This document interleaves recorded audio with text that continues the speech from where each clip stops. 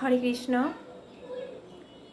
আমি আজ কটা কথা বলবো যে এমন একটা যুগ পড়েছে যেখানে মায়ের গর্ভ নিয়ে, মায়ের পালন নিয়ে বা পিতার পালন নিয়ে প্রায় মানুষই প্রশ্ন তুলছেন যে তারা সন্তান সন্ততিকে কিভাবে পালন করছেন। এত খারাপ এই যুগের পরিস্থিতি।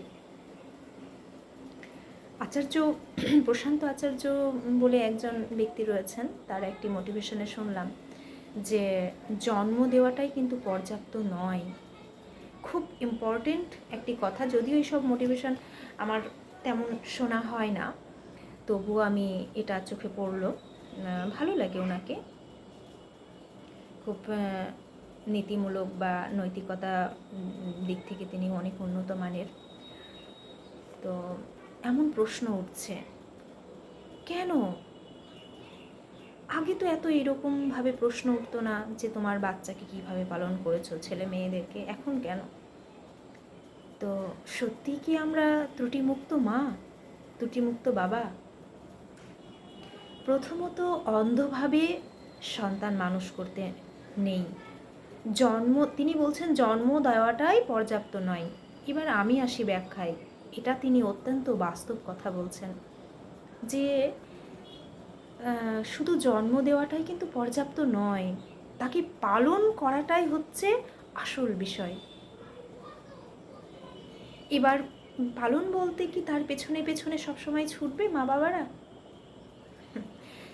না, পেছনে পেছনে ছোটার প্রয়োজন হবে না, কিন্তু আপনার আদর্শতা, আপনার নৈতিকতা ঠিক আছে তো, সেই বিষয়ে খেয়াল রাখতে হবে। এই জন্য আমাদের কি করতে হবে? শাস্ত্র করতে হবে। আপনি ধর্ম পালন করুন বা না করুন সেটা পরের বিষয় আসছে, কিন্তু আপনাকে শাস্ত্র করতে হবে।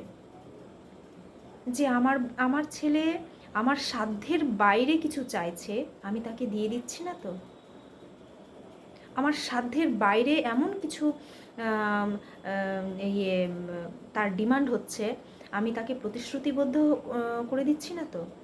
তো সেই সব জিনিসগুলো থেকে বিরত থাকতে হবে।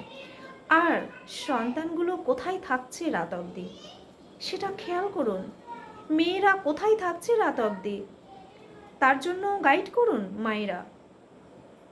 অন্ধভাবে বিশ্বাস করবেন না।